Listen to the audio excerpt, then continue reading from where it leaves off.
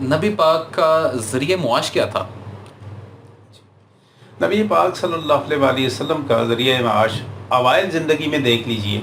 تو آپ چونکہ خود ایک بڑے خاندان سے تھے، آپ کے پاس اپنے بھی بہت زیادہ مال و اسباب ہوا کرتا تھا، جس میں اونٹ تھے، جس میں بھیڑ بکریاں تھیں یا اس طرح کی چیزیں، گائیں تھیں اس میں جو آپ کی ملکیت میں ہوتی تھیں، اور آپ ان کو ریئرنگ کرتے تھے، گلہ بانی کیا کرتے تھے۔ جو ہی بڑے ہوئے تو عرب کے دیگر لوگوں کی طرح آپ صلی اللہ علیہ وسلم بھی تجارت کیا کرتے تھے، اور پھر اسی تجارت کی وجہ سے آپ کا شہرہ اتنا زیادہ آفاق پہ پہنچا کہ حضرت خدیجہ الکبریٰ نے آپ کو اپنے تمام تجارت کا نگران اور مینیجر بنا کر بھیجا۔ مینیجر ورڈ کی طرف واپس آئے تو حضرت خدیجہ الکبریٰ اس کے بعد ساری مال و دولت ان کے سپرد کر دی، اور پھر وہ خود لوگوں کی مدد کیا کرتے تھے، غریبوں کی، مسکینوں کی، ان کی دولت اتنی زیادہ تھی اور اس کا سارا کاروبار آپ ہی کے ذمہ تھا۔ آپ اندازہ لگائیے کہ آپ کی حضرت خدیجہ الکبریٰ سلام اللہ علیہا سے شادی کے 28 سال بعد اس تمام خزانے میں سے کچھ بھی باقی نہیں بچا تھا، سب اللہ کی راہ میں آپ صلی اللہ علیہ وسلم نے دے دیا۔ اب ایک بات یہاں پہ آ کر ختم ہو جاتی ہے۔ اب اگلی بات یہ ہے کہ مدینہ میں نبی پاک صلی اللہ علیہ وسلم کا ذریعہ معاش کیا؟ یہ ایکسل پوائنٹ ہے۔ اب دیکھیے، کسی نبی کے لیے اللہ تعالیٰ نے یہ مختص کیا ہی نہیں ہے کہ وہ کچھ کمائے گا تو کھائے گا۔ نبی کی جو ڈیوٹی اللہ تعالیٰ نے لگائی ہے، تمام اب انبیاء کے بارے میں کہتا ہوں، کچھ اپنے طور پہ کیا کرتے تھے، ان کا اپنا کام تھا جو کچھ کرتے تھے، لیکن اللہ تعالیٰ کی طرف سے کبھی بھی نہیں ہے کسی نبی کے لیے کہ وہ اللہ تعالیٰ کے دین کی نشر و اشاعت کے علاوہ کوئی اور کام کرے، یہ کہیں بھی نہیں ہے۔ اس کا بنیادی کام اللہ تعالیٰ کے دین کی نشر و اشاعت ہے، اور رزق کی بہم رسانی اللہ نے اپنے ذمہ لی ہوئی ہے۔ صرف وہاں پر بشری تقاضوں کے مطابق ٹیسٹیفیکیشن ہوتی ہے، ہر نبی کی بشری تقاضوں کے مطابق، انسانوں کی طرح ہے، بازاروں میں جاتا ہے، خرید و فروخت کرتا ہے، کھاتا پیتا ہے، اس کے بعد اسی طرح جس طرح انسان ہے، سوتا ہے، اٹھتا ہے،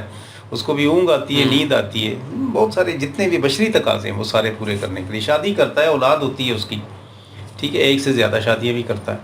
تو یہ سارے بشری تقاضے ہیں، ان کے تکمیل کے لیے وہ سارے مدارج سے گزارا جاتا ہے ان کو، انبیاء کو، جو درجے انسانیت کی ضروریات کی تکمیل کے ہوتی ہیں۔ مدینہ طیبہ میں آ کر نبی پاک صلی اللہ علیہ وسلم کی اپنی جتنی بھی زندگی تھی، اوائل کی زندگی دیکھ لیں تو 1 سال ہے ٹوٹل، پہلا سال، جس میں آپ صلی اللہ علیہ وسلم کو تحفے تحائف جو ملا کرتے تھے وہ کھانے کی صورت میں یا پہننے کی صورت میں وہ آپ صلی اللہ علیہ وسلم ان پہ گزارا کرتے تھے۔ دوسرا سال دیکھ لیجئے تو اس میں نبی پاک صلی اللہ علیہ وسلم نے بیٹل آف بدر ہوئی ہمارے ہاں، جسے ہم جنگ بدر کہتے ہیں۔ جنگ بدر کے بعد آپ صلی اللہ علیہ وسلم کے پاس بہت سارا مال و دولت آیا، جسے مال غنیمت کہتے ہیں۔ سارے لوگوں میں تقسیم کرنے سے پہلے اللہ تعالیٰ کے حکم کے مطابق 24% یعنی 1/5، جیسے خمس کا نام دیا گیا، خمس عربی میں خمس 1/5 مین 20%، تو 20% سارے کے سارے ان تمام مال غنیمت میں سے نبی پاک صلی اللہ علیہ وسلم اور آپ کے خاندان کا حصہ ہو جاتا تھا۔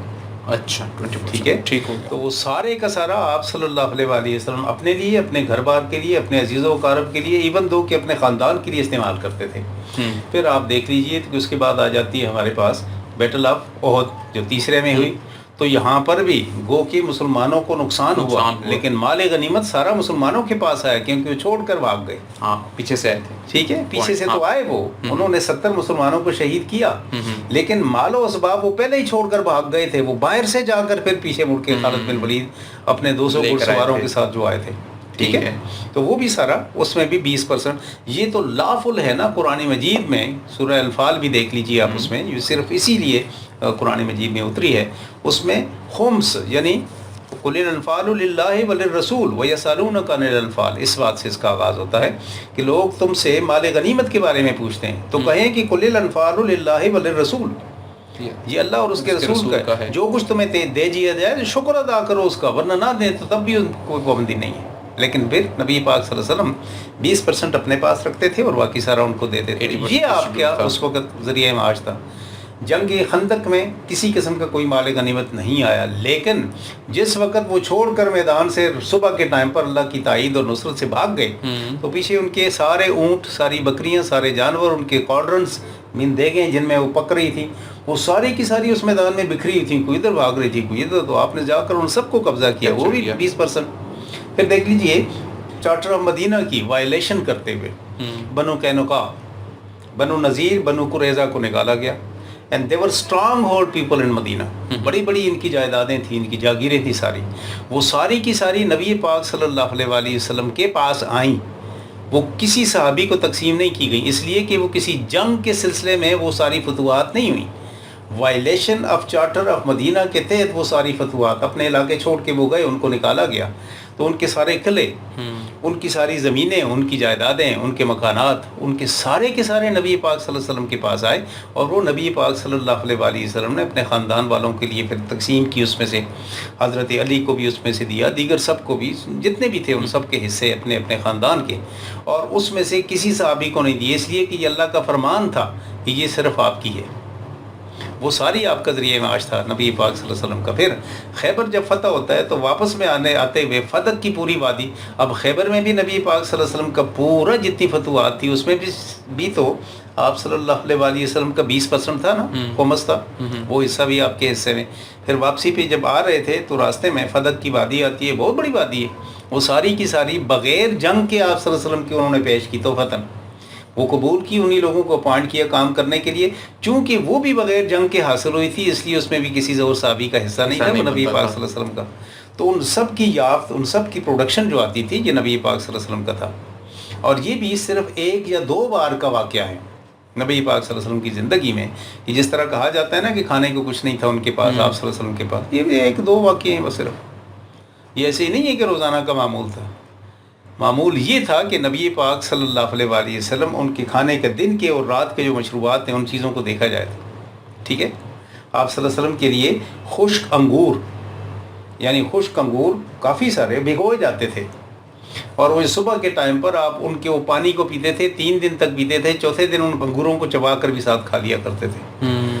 بادام، کشمش، اس طرح انار اور اس طرح کی ساری چیزیں آپ صلی اللہ علیہ وسلم کو، انجیر میسر تھی، کھجوریں تو تھیں،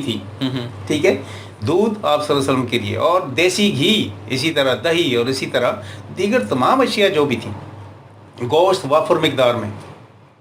گیہوں، گندم، جو یہ تو مدینہ کی اپنی یافت میں سے ہوتا تھا، لوگوں میں تقسیم کیا کرتے تھے وہ،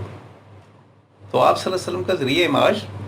یہ سارا انہی سب میں چلتا تھا، سارا ذریعہ معاش تھا، لوگ بھی مستفید ہوتے تھے، عام لوگ بھی، اور آپ صلی اللہ علیہ وسلم کا پورا خاندان اس کے اوپر کرتا تھا، لیکن کبھی اپنے ہاں ریزرو کر کے چیزوں کو نہیں رکھا، اس لیے نہیں رکھا ریزرو کر کے کہ آپ صلی اللہ علیہ وسلم توکل علی اللہ کی انتہا پہ تھے،